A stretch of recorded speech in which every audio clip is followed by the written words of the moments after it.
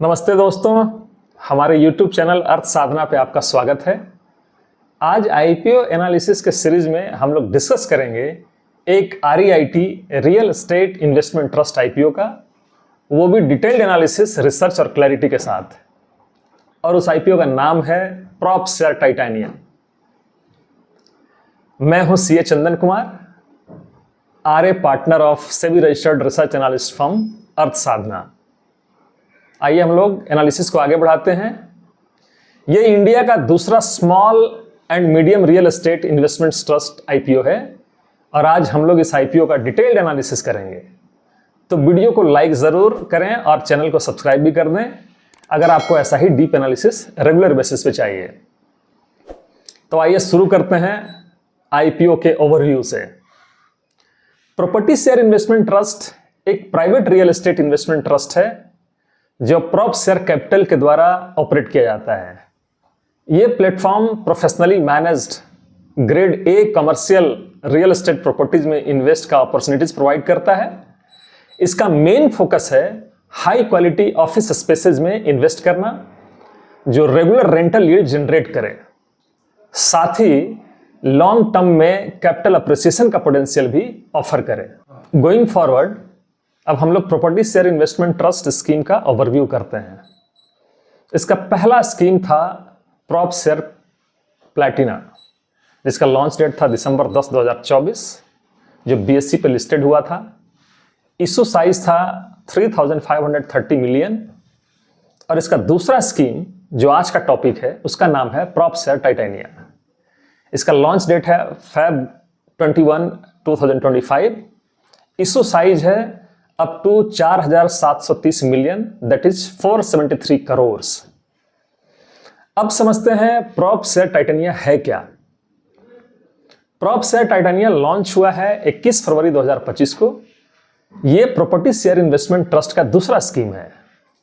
Property share investment trust को register किया गया था जून 27, 2024 को बेंगलोर में इंडियन ट्रस्ट एक्ट 1882 के अंदर, और अगस्त 5, 2024 को सेबी के real estate investment trust regulations के अंदर ये एक स्मॉल एंड मीडियम REIT के रूप में रजिस्टर करा गया। इसके की प्लेयर्स हैं ट्रस्टी के रूप में एक्सिस ट्रस्टी सर्विसेज लिमिटेड, और इन्वेस्टमेंट मैनेजर हैं PropShare investment manager private limited. ये REIT इन्वेस्ट किया है जी कॉर्प टेक पार्क, थाने मुंबई मेट्रोपॉलिटन रीजन के अंदर, जो एक ग्रेड A+ कमर्शियल बिल्डिंग है। अब जानते हैं इस बिल्डिंग का की फीचर क्या है। इस बिल्डिंग का की फीचर्स है total leasable area 4.38 lakh square feet approx, और जो फ्लोर्स कवर्ड है that is 5th part, 7th full, 9th, 11th, 12th, 13th, और इसका ऑक्यूपेंसी 100% है। Well, that is weighted average lease expiry that is 3.2 years. इसमें जो टॉप टेनेंट्स हैं, tenants ही नहीं, वो टॉप टेनेंट्स हैं, that is Aditya Birla groups, Concentrix Japanese MNC, Fortune 500 health care company. ये सभी टेनेंट्स टॉप कैटेगरी के हैं। इसका मतलब है कि long term stable cash flow expected है। अब आईपीओ डिटेल समझते हैं। ईश्वर नेम जो है वह है प्रॉपर्टी शेयर इन्वेस्टमेंट ट्रस्ट, जो अपने सेकंड स्कीम PropShare Titanium के साथ आया है। इशू टाइप जो है वो है book building issue in the form of small and medium REIT। IPO size 473 crore. This is purely a fresh issue. Face value जो है वो that is not disclose in RHP। Price band जो है वो 10 लाख से 10,60,000 के बीच है पर unit. Lot size 1 unit, that is 1 share. Minimum invest इसमें करना है 10,60,000। लिस्टिंग एक्सचेंज जो है that is BSE, and IPO status is unlisted REIT, but as an SM REIT this is SEBI registered. अब हम लोग समझते हैं आईपीओ का timeline, that is of course tentative. until it is totally done it can be treated as tentative।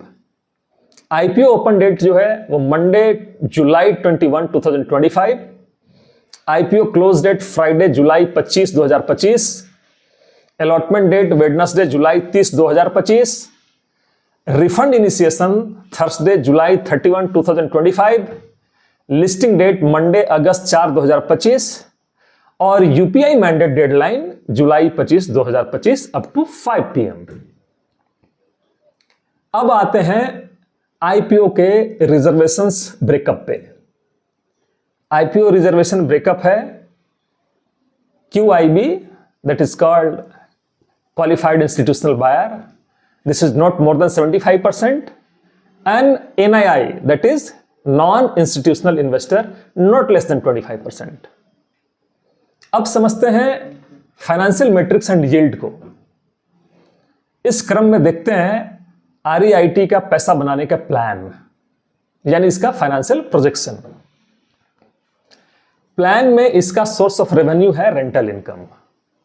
Rental income से जो भी पैसा इन्वेस्टर्स तक जाएगा उसको यील्ड बोलते हैं, यील्ड बोलते हैं।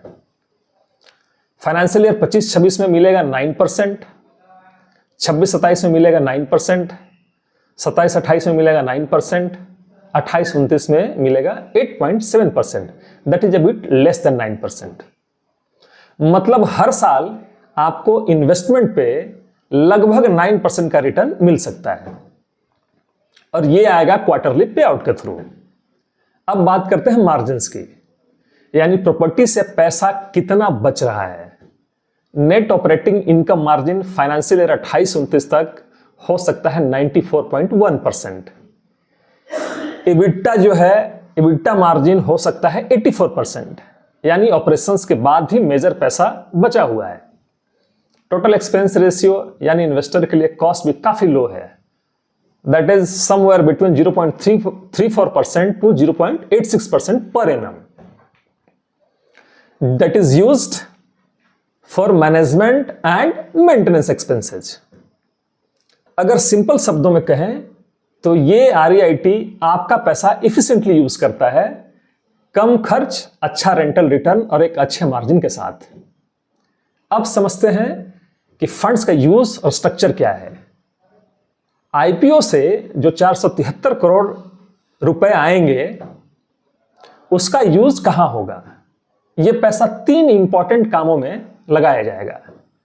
पहला है टाइटेनिया SPV का पूरा एक्विजिशन करने के लिए, मतलब जिस कंपनी के नाम पे वो G Corp tech park property है उससे पूरा का पूरा उसको पूरा का पूरा खरीदा जाएगा। दूसरा, ऑप्शनली कन्वर्टिबल डिवेंचर्स का रिपेमेंट का, OCDs रिपेमेंट का। इसका मतलब हुआ कि कंपनी ने पहले कुछ पैसे बोरो किए हैं, उनको ये रिपे करेगा। इस तरह डेट कम हो जाएगा और ओनरशिप क्लियर हो जाएगी। तीसरा है जनरल कॉर्पोरेट पर्पसेस। इसमें छोटी मोटी नीड्स कवर की जाती है, जैसे लीगल कॉस्ट, मैनेजमेंट फीस या कोई एक्स्ट्रा एडजस्टमेंट। अब समझते हैं हम इसका स्ट्रक्चर को। REIT डायरेक्टली प्रॉपर्टी का ओनर नहीं होता है, बल्कि एक SPV के जरिए ओन करता है। इस केस में टाइटेनिया SPV का नाम है एरांथस डेवलपर्स प्राइवेट लिमिटेड। अब SPV का मतलब समझ लेते हैं। SPV का मतलब होता है स्पेशल पर्पस व्हीकल, एक ऐसी एंटिटी जो सिर्फ एक काम के लिए बनाई गई है। यहां बनाई गई है प्रॉपर्टी होल्ड करने के लिए। इस केस में यह एंटिटी बनाई गई है प्रॉपर्टी होल्ड करने के लिए।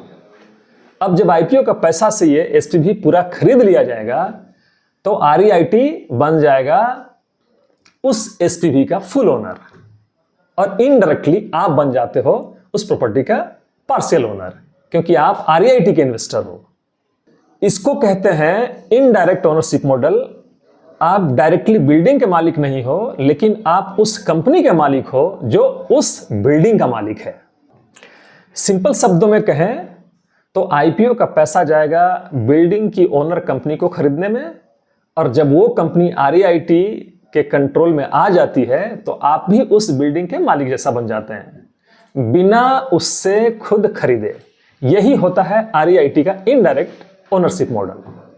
अब समझते हैं इन्वेस्टर के दृष्टिकोण से प्रोस और कॉन्स, फायदे और क्या है रिस्क फैक्टर्स।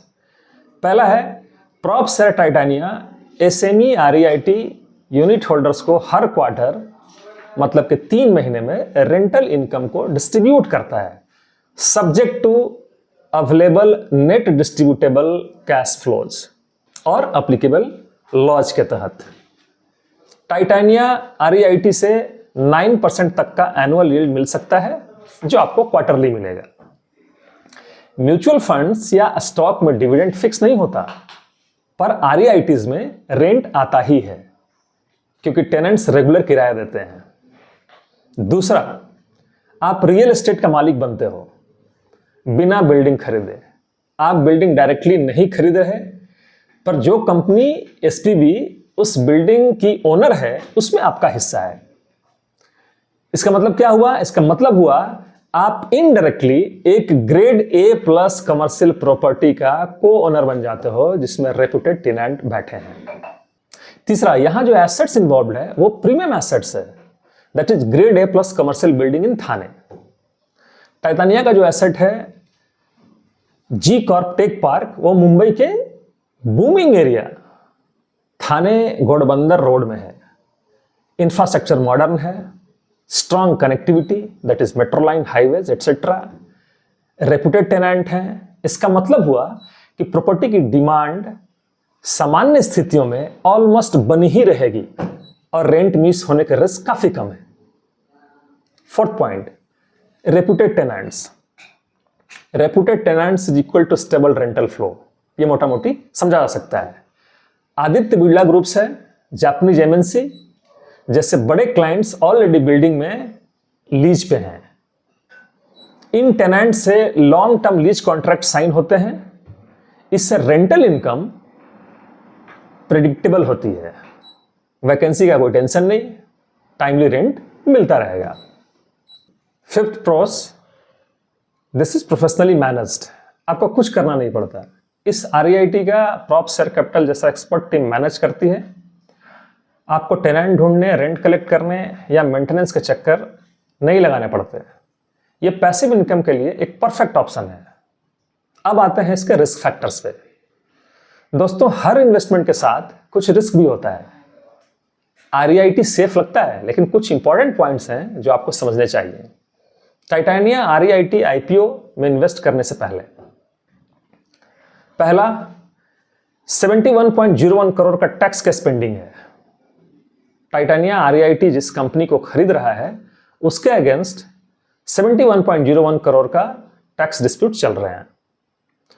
अगर ये केस कंपनी हार जाती है तो फ्यूचर में टैक्स भरना पड़ सकता है जो इनकम को सीधा सीधा इंपैक्ट करेगा। दूसरा, here is a single asset risk, सिर्फ एक ही बिल्डिंग से पैसा आएगा। पूरा आरईआईटी सिर्फ एक ही property that is G corp tech park, इसी से इनकम कमा रहा है। अगर उसमें कोई भी प्रॉब्लम हुआ, जैसे टेनेंट का चला जाना या रेंट का डिले होना, तो पूरा रिटर्न अफेक्ट हो सकता है। तीसरा पॉइंट, टेनेंट कंसंट्रेशन ज्यादा है। एक या दो बड़े टेनेंट से ही पूरा रेंट मिल रहा है, जैसे Aditya Birla groups, Concentrix, Fortune 500 health care company. अगर कोई एक बड़ा टेनेंट लीज तोड़ के चला जाए तो रेंटल इनकम पे सीधा सीधा इंपैक्ट पड़ेगा। फोर्थ, आरईआईटी मार्केट इंडिया में अभी नया है। इंडिया में आरईआईटीज अभी नए नए ग्रो कर रहे हैं, इसलिए अगर आपको पैसे की जरूरत पड़ जाए और आप बेचना चाहें तो बायर्स इजीली मिलेंगे या नहीं, इसकी गारंटी नहीं है। इसे कहते हैं लिक्विडिटी रिस्क, यानी पैसा अटक सकता है। फिफ्थ पॉइंट है, रिटर्न्स फिक्स नहीं होते, क्योंकि जितना भी फिगर्स ऊपर इन टर्म्स ऑफ यील्ड बोला गया है that is merely A projection, वो कोई गारंटी नहीं है। कंपनी ने बोला है कि आपको 9% यील्ड मिलेगा और 15% तक का टोटल रिटर्न हो सकता है, लेकिन ये सिर्फ एस्टिमेट है, गारंटी नहीं। अगर मार्केट ये टेनेंट्स में कुछ चेंजेज आए तो रिटर्न कम भी हो सकता है।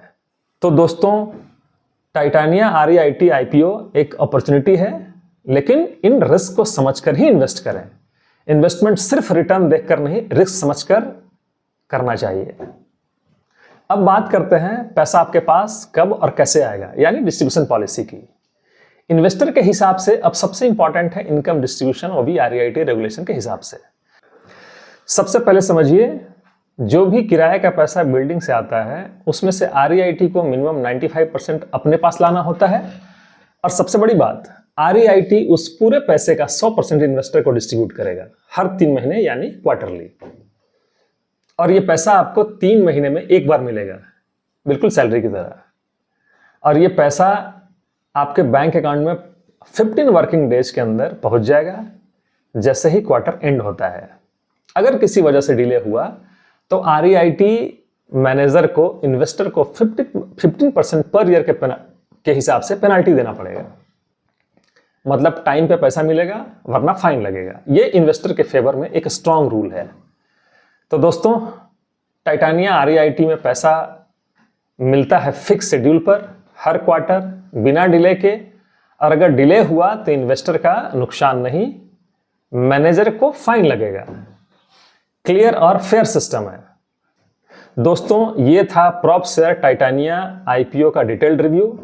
अगर आपको ऐसा कंटेंट पसंद आया हो तो वीडियो को लाइक कीजिए, कमेंट करके बताइए आपका क्या व्यू है इस IPO के बारे में, और चैनल को जरूर सब्सक्राइब कीजिए और अपने दोस्तों के साथ शेयर करना ना भूलें, क्योंकि हम आपके लिए ऐसे IPO रिव्यूज़ और स्टॉक एनालिसिस लेकर हमेशा आते रहेंगे। मिलते हैं अगले वीडियो में, तब तक के लिए जय हिंद।